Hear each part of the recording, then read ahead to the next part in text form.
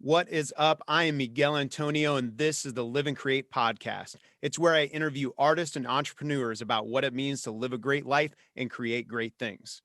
On today's episode, we have Kat B. King. Kat King is a musician. She's a songwriter. She's a band leader and a videographer, and she's got a lot to offer in the world of marketing as well. So make sure you're following her online, following the links, and learning from what her and her band are doing. And her band just released their latest track called Don't Wanna Lose. Make sure you guys check it out on Spotify. In this episode, she tells her story of growing as a creative and reveals that leading a band was meant to be right from the start. She also unpacks her creative process and gives some great advice for new artists who are struggling to make ends meet. It's a great episode. Enjoy. The Live and Create podcast.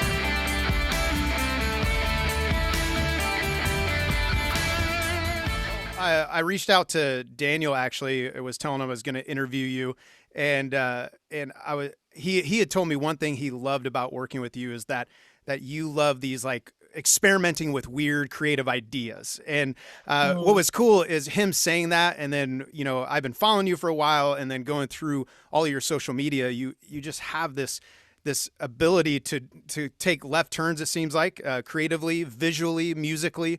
And I was just curious that like, it's almost like this powerhouse of creativity. So I was wondering where that comes from. Was that something like as a little girl, you were, making videos, with all of your friends, or did it come later in life for you? That's a good question. I definitely was like always creating plots, and we had little video cameras growing up. So my friends would come over and it'd be like, I have this movie idea, let's film it on the fly. And we would literally like write scripts on the go. That's awesome. And yeah, so I was doing that when I was younger. And it's funny because basically when I went to college, I had no idea what I wanted to major in. And like I was just trying everything out for my first year, and then sophomore year I was just literally like scanning through lists of majors. I'm like, what sounds interesting? You're like, damn it, I got to figure something out, right? I know. It's like it's crunch time. I'm supposed to figure out what I'm going to do with my life sophomore year of college. But I saw video production, and I just like remembered out of nowhere that I used to do videos with my friends like that. And I was like, actually, I am interested in that. I've just like never explored it. So guess I'm going to choose this. That's awesome. So that's where like video kind of came in.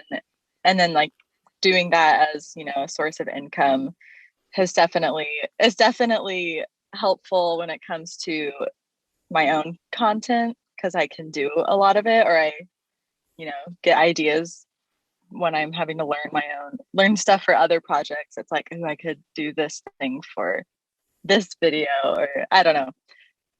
Right. My brain's always running with ideas, and sometimes I act on them and it works out. Now, where did the music piece start for you?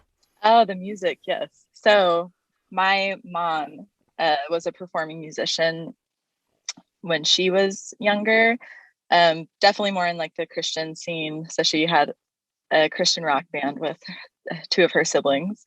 Anyway, growing up, she like, I see a trend happening. Music with siblings, but we'll get to that later. Yeah. So I grew up listening to her music, and she started teaching me piano since I can remember, and like taught me my first few chords on guitar.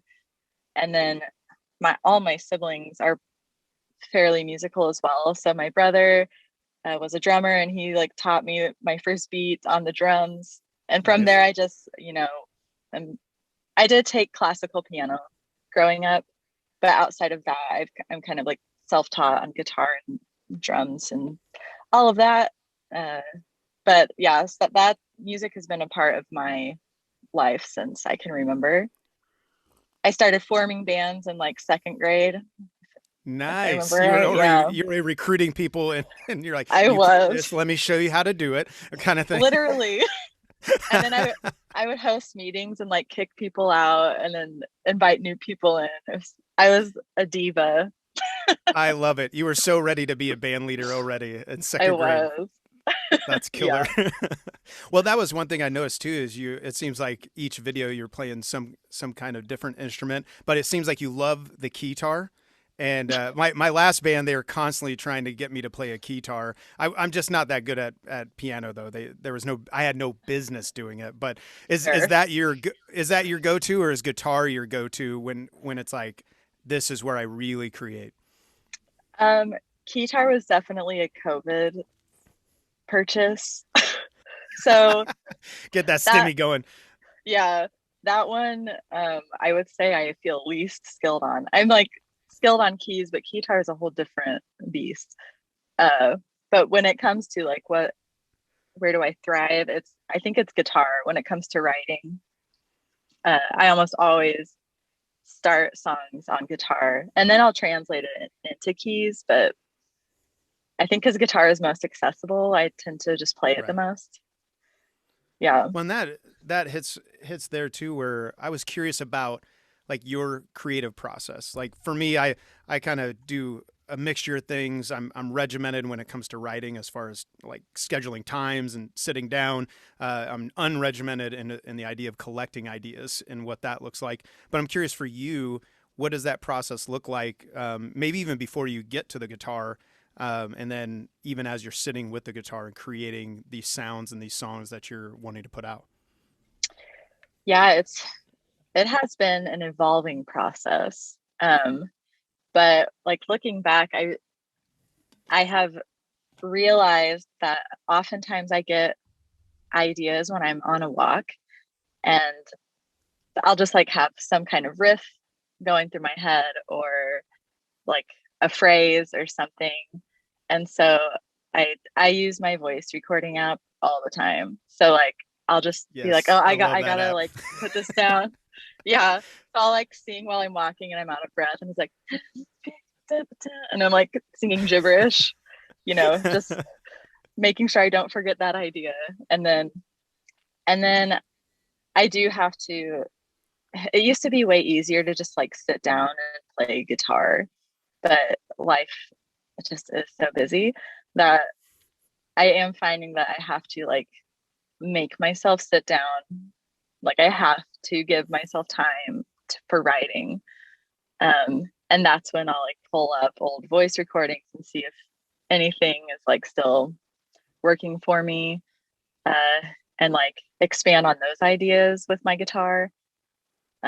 Or another process that really has worked for me is I will just start demoing a song before it's even close to done. And Nice. so I start like laying down tracks or like finding some kind of beat and then I'll end up writing a full song. Like I'll demo a whole song that wasn't even, it like literally just had the start or something and then by the end of the night it's done. But So I think it grows with every little part you start putting in, essentially. yeah, yeah. I love vocal layering. Um so oftentimes I feel like a lot of my demos start coming to life once I start incorporating like harmonies or little vocal ideas. And from there, yeah, then I don't know, lay down a guitar track and just see what happens. And keep building and building. Now, when you're Mhm. working with a band, are you coming in with like that fully demoed out track and then letting people kind of mess around with it? Or are you coming in with skeletons? I often like the process in my last bands where I'd come in with what I describe as like a skeleton. Like, here's a skeleton of a song. Let's put meat and flesh on it. What does that process look like for you in working with a band? Yeah, this has been the band that I have right now is for sure the most like consistent. I've had people back me up often throughout the years, but this is like I feel like we are a band now. Um, and that has been weird because normally it was like me coming in with a full song, already sometimes having parts to it and just being like, play this. You And were like the female version of Prince at this point. You're like, this is how the drum part goes. You yeah, get it right, okay? Get it right. okay, the diva never leaves. No, now I feel like um I I sometimes will come in with a full demo, but I am totally at this point like these are just my ideas, but if you have a different idea, like please, by all means, let's like explore this and see what happens. And the guys that play with me right now are so good at that. Like they've come up with parts I never could have, And That's awesome. yeah. So it is, I am the one typically bringing some kind of skeleton of a song. But there have been a few times where we just start jamming on some chord progression and then we're like, wait, I like this. And then we start writing from there, which that's like totally new for me, but it's cool. That's but yeah, awesome. ebbs and flows, I suppose. Now, how often are you singing with your sisters? Because like you said, you grew up, singing with your siblings. I see some videos of you and your sisters getting around and singing together. Is that an informal thing, or is that something you guys are really pushing there? That is pretty informal because unfortunately my oldest sister lives in Germany. So that'll hinder band practice. It that's a little does.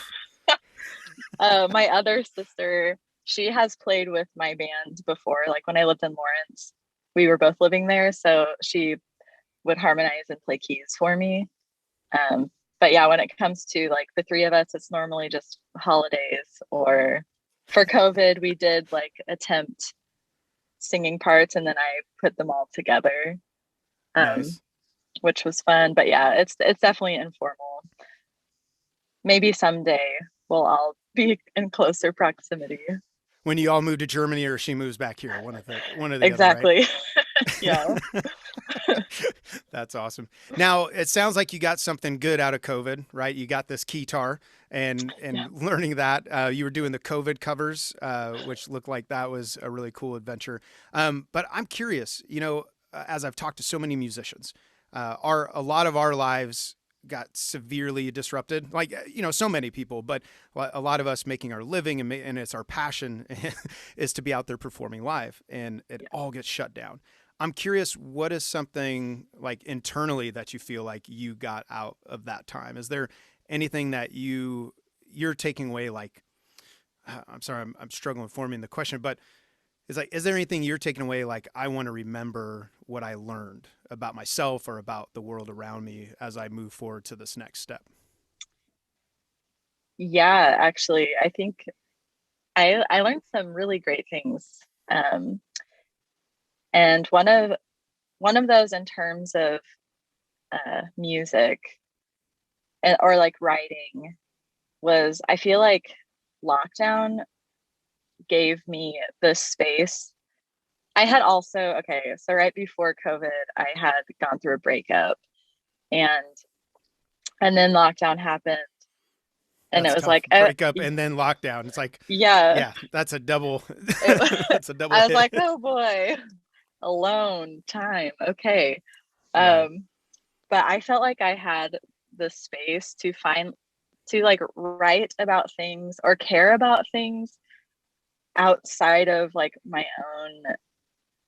I just like very easily, write heartbreak songs, or yeah, it's so easy to write about like love and relationships. Right. And now I'm like in this space where, so many like social issues are also coming to light during this time, and being in lockdown and like realizing how small we are was like, wow, I have like all of this energy to give to things that are really important. And so like I was writing songs about things I've never really taken the time to write about before, or like really explore in that kind of a way, which was really cool for me. That's awesome. And I feel like it's still going, like, yeah, writing about completely new things has Like been expanding the palette essentially from mm-hmm. where you're pulling from in that regard. Is for you, is it going down to like more universal ideas, or is it specifically like after like social justice issues, which obviously was a highlight of Yeah, 2020 as well, where so many things got pushed to the forefront for us? I definitely think it's like most of it was sparked by like social justice issues, but from there, just expanding into so many different areas and like processing my own self in that, and like, you know, coming from a lot of growing up with a lot of problematic views. Problematic. I missed what you said. Problematic. Oh, Like views. views, or you Okay, know, gotcha. I grew up in a very tunnel visioned, like I was a pastor's kid of an evangelical church, and I'm not trying to bash on anything, but I recognize a lot of unfortunate, you know, views that you have growing up in that kind of an environment.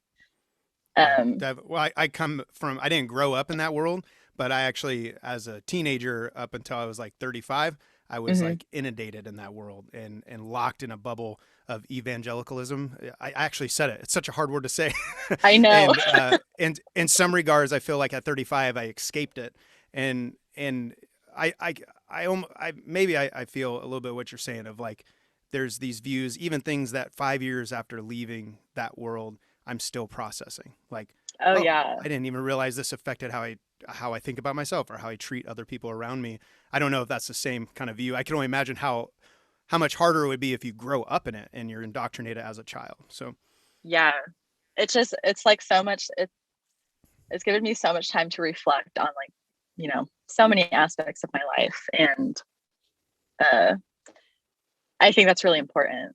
I'm so yeah, glad like I had space to do that, truly. Um yeah, so I guess like, yeah, COVID, it gave me more space to do a lot of self-reflecting, and to like start, it's kind of one of those things where it's like, wow, nothing matters. That's not true, but there's like feelings like that where it's like nothing matters, the world's ending, how am I going to live, right. like Like, so how are you personally going to like just enjoy your life or live your life yeah, as like opposed to how, worrying about all the outside influences? yeah, it's like if this is the reality, then I'm going to just try and have the best time that I can and be the best kind of person that I can be. That's awesome. um That's definitely a good thing to take in into the next steps of the yeah. world opening back up, for sure. Do you feel like you've built any kind of systems or processes to keep um, that self reflection going as you know life kind of comes back? um i I just try to be conscious of like, I try to ask myself or do more check-ins with myself, like, am I doing this because I want to do it, or am I doing this because I feel the pressure of Hmm. someone else? But that's like been a big thing for me personally.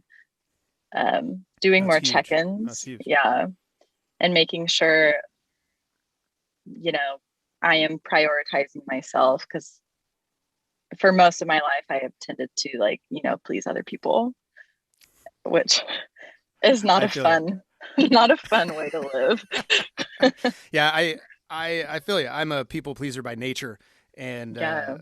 it's just been such a journey, and even to this day and I love what you're saying, like asking yourself, am I actually doing this because I enjoy it, because I want to do it, or is it just because of some kind of social pressure I put on myself, or a relationship that I feel like could be hindered if I don't? Right. Yeah, that's a yeah. At least it sounds like maybe you're a people pleaser as well. I Yeah. definitely am, Oh yeah. and that is such a important question. That's I don't know if you had a chance to listen to. I got to visit with Enrique from the band Making Movies, Oh and yeah. he is not naturally that way. And I was telling him like one of the first pieces of advice he ever gave me when I met him, it started with "fuck him," and and it just went on from there. And I was like, I told him, I said, I needed that. I needed to hear Yeah. like fuck what they think. Go do you. Go do what you're wanting to do and wanting to build. And yeah, it's I try to glean that from people who have it Oh naturally. yeah. Definitely. Totally. I envy those people so hard. I'm like, how? How do I get there? Yes. So well, and I know time is short, but I have three more questions, and Okay. one I want to talk about just even the reason that time is short. Like you're a musician, you're a videographer, you do all these creative endeavors, and but you also like you're doing the side hustles as well. Like you're a working musician, and like for me, I do music, I do this podcast, and then my wife and I run a commercial cleaning company. It's kind of what we do, Okay. just to keep things going. I shared with you where I was a landscaper for a while. I'm curious, like what that looks like for you right now. What are the challenges, and like what are the joys really of maybe doing both of those things? Um, I would say the challenge is money. Like if Yes. if I could not work a full-time job, which I was doing that for almost a year. I was doing freelance. Um, and what I was realizing basically, like music is that's my goal. That's the thing that that gives me so much life. I want to do it full time if I can. I'm not there yet, but um and when I'm trying to do freelance video work as my main source of income, it's like I have to give my energy into marketing that and promoting that, and like where I would rather be giving that kind of energy of like I already have to market myself for music. So it was like that was taking doing freelance was taking Pulling away. apart away. Yeah, it was like I couldn't give the proper energy that I wanted to music. So I was like, I just want to, be able to work a job where I work to pay bills, and then I come home and then I get to like, do the thing that I actually want to do. Right. Um, You can and leave the job at home. You don't have to keep hustling it and ex- building it and going. I exactly. feel you. Yeah. Um, but I still am doing some freelance, so it's like time management is so hard right now. But eventually I'm gonna find that happy medium. That's, I think, almost all band leaders and a lot of musicians could probably become project managers effectively for most companies Oh if they yeah. wanted to, because yeah, the amount of things that often you have to juggle when you're living this real world of like trying to make it in the music industry. It's yeah, you got to Yeah. have. I know one guy who has like clipboards and he has like everything detailed out. Looks like almost like a presidential itinerary, And it's like, dude, you are a badass. You're making it happen. I know. It's like if I know I could do most things uh if I really gave it time, but right now I'm like actually hiring out friends for the first time to be like, can you do this thing That's for me? awesome. Because I just like I don't have the energy. I don't have the time. So it is kind of a cool place to be able to like hire friends who are also really talented and doing their own thing.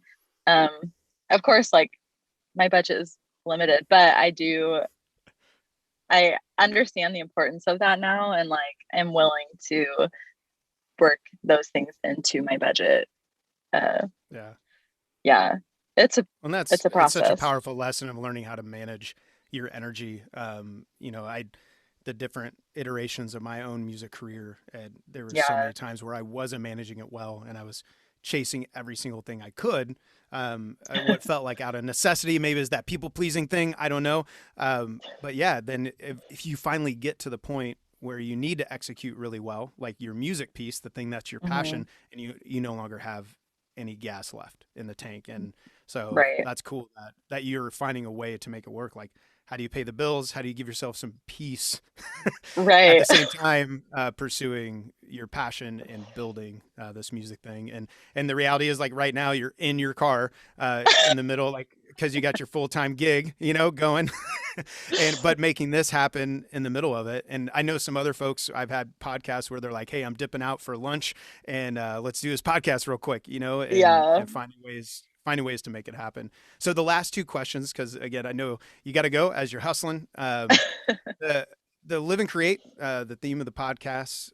I'm curious for you right now in your life. How would you define living a great life? Um, I think living a great life. Phew, I guess from my perspective is, what's the word I want, is acting on. So for me, like, I have ideas constantly, and I would I would feel so unfulfilled if I did not grab those ideas and like run with them, because life is short. And so, and that goes back to like living for yourself. I think you do have to find this. If you can find the happy medium of living selfishly and selflessly, that's a great life, because I we like do that. have to care about more things than ourselves, but we also have to make sure we prioritize ourselves. And that's something I'm trying, to find my happy medium with.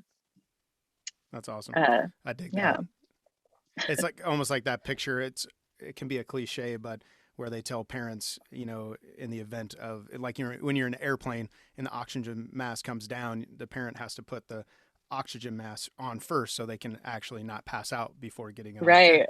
And yeah, there's a lot of power in that, and it's so easy to forget.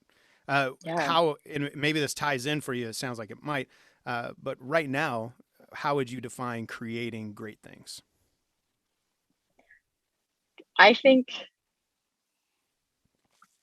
great things is so uh, subjective. True. Subjective? Is that the word I wanted? um, I would say if it gives you joy, then that's great. That's a great thing. Um, Obviously, like, I get so excited.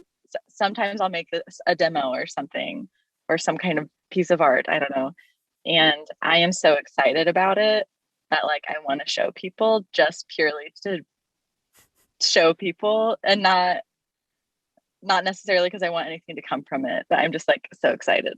And I feel like Look, that look, look! that It's the feeling, thing. I made this it's thing. it's this thing, and I'm so excited, and it's great. And you might not think it is, but I think it is. So I feel like, for me, I think that's great. That's, if you're creating purely for the joy of creating and it gives you life, then that's great. That's a great thing. That's cool. Well, and it's funny because there's times where I'll tell people I typically write in chunks, and so I'll just write song after song after song and just throw them in a file, and then I'll review them with other people and get feedback from there. And there's a lot of songs that end up being in there where I'm like, this song's just kind of for me, And Yeah. but it's funny where every once in a while it'll be one that I thought was just for me, but then other people are like, no, no, that actually is a good one. Let's use that one. And so that those are always happy moments in that. Yeah. So I feel you in that where it's like, yeah, I'm writing this. I want people to hear it, but I probably won't release it. I don't know. But I don't know. I know. I one mean, to oh, go ahead. Sorry. I was gonna say, it's like, uh, it is disappointing if you are so excited about something and then other people like don't get it. That's true. But I'll That is acknowledge true. that. Think of the many times my last band would shoot down my ideas and I'd fight tooth and nail, and then I find out I was wrong later I or something know. like that. So It's a tough one. now I actually want to sneak in one more question if you got a moment. Yeah. Just on the working musician, because what I'm finding is I'm getting feedback is there's a lot of like probably like 20 somethings, maybe a little older musicians who are working musicians trying to figure out how to build like a life they enjoy, but also build like something for themselves in the industry. Uh, with you making these decisions and navigating the full-time work, navigating incredible music, and you're also putting out content, like what is maybe one or two quick pieces of advice you would give an artist who's trying to figure those things out for themselves? Um, I I feel like it is worth, to me, it's worth working a job you maybe aren't passionate about, like even a part-time job, um, to at least give yourself financial, a little bit of financial freedom. Because if you always have the looming, like, I don't know, I'm going to pay the next bill or something because I'm trying to just, do this music thing, Just get a part-time job and do it for a little bit and like give yourself that freedom for a little bit. Nothing is permanent. I think that's something I've learned, at least. It's like, actually, yeah, I'm going to take this job and I know it's just going to be a job. I don't think every job has to be something you are passionate about. I think a job can be a job. So that's like a big piece of advice. And then also you have to accept that you have to like hustle.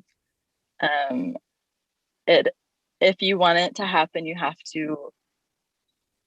to give yourself the time, at least, if not daily, like you have to make sure you did something in that week that is like going towards the goal. It's like you're not going to just be like hanging out at a bar and drink it and then stumble into like the manager who blows your shit up, right?